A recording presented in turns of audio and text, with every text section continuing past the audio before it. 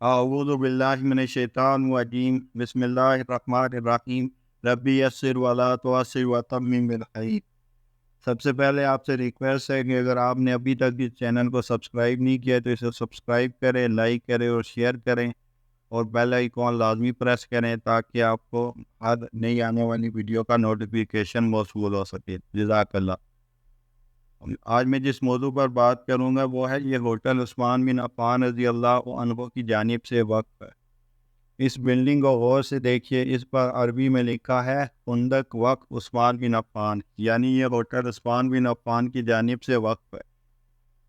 ये उस्मान बिन अफ़्फ़ान कौन हैं? दामाद मोहम्मद रसूलुल्लाह सल्लल्लाहु अलैहि वसल्लम, खलीफा सोम सैयदना उस्मान बिन अफ़्फ़ान। उनकी मलकियत आज भी मदीना मुनव्वरा में मौजूद है और इस ज़मीन पर सऊदी हुकूमत की जानिब से होटल तामीर किया गया है, जिसकी आमदन गुरबा और मसाकीन में सैयदना उस्मान रज़ी अल्लाह ताला अन्हु की जानिब से सदका की जाती। मदीना मुनव्वरा, क्या आपको मालूम है कि सऊदी अरब के एक बैंक में खलीफा सोम हज़रत उस्मान का आज भी करंट अकाउंट है? ये जानकर भी आपको हैरत होगी कि मदीना मुनव्वरा की म्यूनसिपैलिटी में हज़रत उस्मान बिन अफ़्फ़ान के नाम पर बाकायदा जायदाद रजिस्टर्ड है। आज भी हज़रत उस्मान बिन अफ़्फ़ान रज़ी अल्लाह ताला अन्हु के नाम पर बिजली और पानी का बिल आता है। क्या आप जानते हैं कि मस्जिद नबवी के करीब एक आलीशान रिहायशी होटल ज़ेर तामीर है जिसका नाम उस्मान बिन अफ़्फ़ान होटल है? तफसील जानना चाहेंगे? ये वो अजीम सदका जारिया है जो हज़रत उस्मान बिन अफ़्फ़ान के सिद्क़ नीयत का नतीजा है। जब मुसलमान हिजरत करके मदीना मुनव्वरा पहुँचे तो वहाँ पीने के साफ पानी की बड़ी किल्लत थी। एक यहूदी का कुआं था जो मुसलमानों को पानी महंगे दामों पर फरोख्त करता था। इस कुएं का नाम बीर रोमा यानी रोमा का कुआं था। मुसलमानों ने रसूल अकरम से शिकायत की और अपनी परेशानी से आगाह किया। रसूल अकरम सल्लल्लाहु अलैहि वसल्लम ने फरमाया, कौन है जो ये कुआं खरीदी और मुसलमानों के लिए वक्फ कर दे? ऐसा करने पर अल्लाह ताला उसे जन्नत में चश्मा अता करेगा। हज़रत उस्मान बिन अफ़्फ़ान रज़ी अल्लाह ताला अन्हु यहूदी के पास गए और कुआं खरीदने की ख्वाहिश का इज़हार किया। कुआं जो कि मुनाफा बख्श आमदनी का ज़रिया था, इसी यहूदी ने फ़रोख्त करने से इनकार कर दिया। हज़रत उस्मान ने यह तदबीर की कि यहूदी से कहा कि पूरा कुआं ना सही, आधा कुआं मुझे फ़रोख्त कर दो। आधा कुआं फ़रोख्त करने पर एक दिन कुएं का पानी तुम्हारा और दूसरे दिन मेरा होगा। यहूदी लालच में आ गया। उसने सोचा कि हज़रत उस्मान अपने दिन में पानी ज़्यादा पैसों में फ़रोख्त करेंगे, इस तरह मज़ीद मुनाफा कमाने का मौका मिल जाएगा। उसने आधा कुआं हज़रत उस्मान को फ़रोख्त कर दिया। हज़रत उस्मान ने अपने दिन मुसलमानों को कुएं से मुफ्त पानी हासिल करने की इजाज़त दी।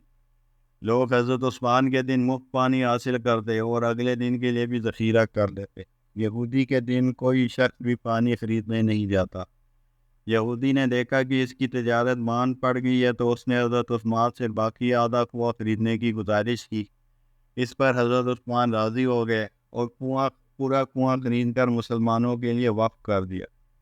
इस दौरान एक आदमी ने हज़रत उस्मान को कुआं दुगना कीमत पर ख़रीदने की पेशकश की। हज़रत उस्मान ने फरमाया कि मुझे इससे कहीं ज़्यादा की पेशकश है। उसने कहा कि 3 गुना दूंगा। हज़रत उस्मान ने फरमाया मुझे उससे कहीं गुना की पेशकश। उसने कहा कि मैं 4 गुना दूंगा। हज़रत उस्मान ने कहा मुझे उससे कहीं ज़्यादा की पेशकश है। इस तरह आदमी बढ़ाता रहा और हज़रत उस्मान यही जवाब देते रहे, यहाँ तक उस आदमी ने कहा, हज़रत आखिर कौन है जो आपको 10 गुना देने की पेशकश कर रहा है? हज़रत उस्मान ने फरमाया कि मेरा रब मुझे एक नेकी पर 10 गुना अजर देने की पेशकश करता है। वक्त गुजरता गया और ये कुआं मुसलमानों को सैराब करता रहा, यहाँ तक कि कुएं के इर्द गिर्द खजूरों के बाग बन गए। उस्मानी सल्तनत के ज़माने में इस बाग की देखभाल हुई। बाद अदा सऊदी हुकूमत के अहद में इस बाग में खजूरों के दरख्तों की तादाद 1550 हो गई।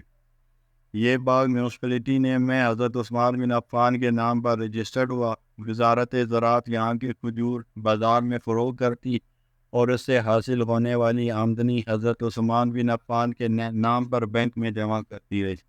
यहाँ तक कि अकाउंट में इतनी रकम जमा हो गई कि मरकज़ी इलाके में एक प्लाट लिया गया जहाँ फुंदक उस्मान बिन अफ़्फ़ान के नाम पर एक रिहायशी होटल तामीर किया जाने लगा।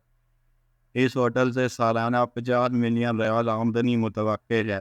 اس کا آدھا حصہ یتیموں اور غربا میں تقسیم ہوگا، جبکہ دوسرا آدھا حضرت عثمان کے اکاؤنٹ میں جمع ہوگا۔